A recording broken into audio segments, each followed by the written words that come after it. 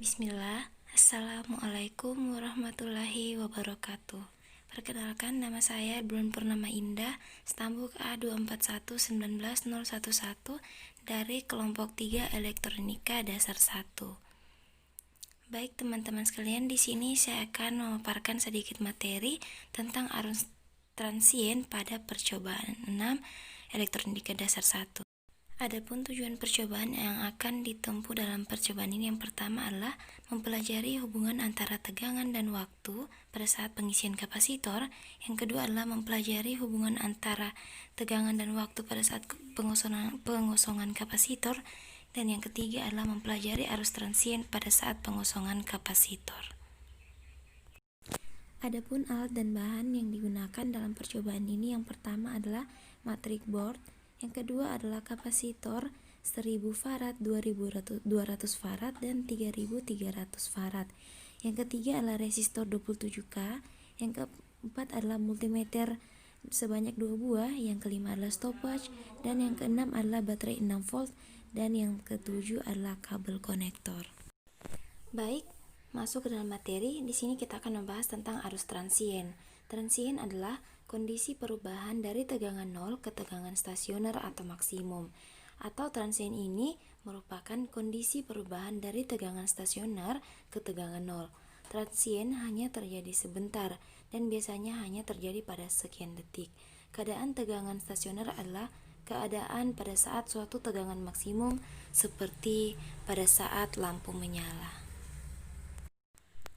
Walaupun demikian, masa transien menjadi sangat penting dalam sistem, karena pada masa tersebut suatu perubahan mendadak akan termanifestasikan baik dalam bentuk arus maupun tegangan, yang kadangkala dalam hal ekstrim akan mengakibatkan kerusakan fatal pada sistem seperti memacetkan mesin, memutuskan hubungan listrik, mengganggu atau menggagalkan sistem komunikasi, dan gangguan-gangguan lainnya. Transien dalam sistem listrik mekanis dapat dinyatakan oleh 3 jenis elemen rangkaian listrik berupa resistansi, induktansi, dan kapasitansi. Ketiga jenis elemen listrik yaitu resistor, induktor, dan kapasitor dapat mengeluarkan energi alam dalam jumlah terbatas, seperti misalnya resistor hanya mampu mendisipasi energi listrik dalam bentuk panas, sedangkan induktor dan kapasitor mampu menyimpan masing-masing energi magnetik dan energi elektris. Dalam keadaan tunak atau steady state, energi yang tersimpan pada induktor dan kapasitor adalah konstan dan sesuai dengan perubahan arus dan tegangan bentuk gelombang sumber bolak-balik. Begitu terdapat sedikit perubahan atau gangguan terhadap rangkaian listriknya, akan terjadi redistribusi energi yang akan memunculkan kondisi baru, di mana redistribusi energi tersebut tidak dapat terjadi dalam waktu yang sangat cepat, tetapi dalam waktu yang sangat terbatas pula. Dan selama interval waktu dalam proses transien akan berlaku prinsip bahwa jumlah energi yang terkonservasi atau yang disuplai sama dengan energi tersimpan ditambah dengan energi terdisipasi. Transien terbagi menjadi dua, yaitu transien DC dan transien AC. Transien DC adalah kondisi perubahan beban peralihan dari sejenis arus yang selalu mempunyai arah arus yang sama melalui rangkaian listrik. Itu adalah keadaan di mana sumber arus atau sumber listrik dalam rangkaian itu mempunyai kutub yang tak berubah, yaitu menghasilkan voltase searah DC. Tegangan DC adalah tegangan yang memiliki besar tetap atau tidak berubah secara periodik. Contohnya itu tegangan keluaran dari adaptor, tegangan keluaran dari power supply, komputer, dan lain-lain. Oleh karena itu, orang yang kesetrum tegangan DC rasanya seperti dicubit tanpa merasakan getaran.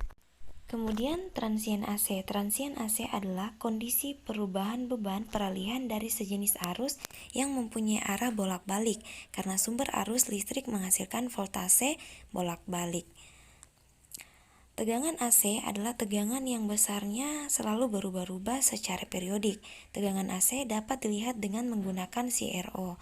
Contohnya itu tegangan PLN memiliki besar 220 VAC dengan periode ayunan 50-60 kali per detik atau biasa dalam bahasa teknik dituliskan dengan istilah frekuensi, yaitu sama dengan 50-60 Hz.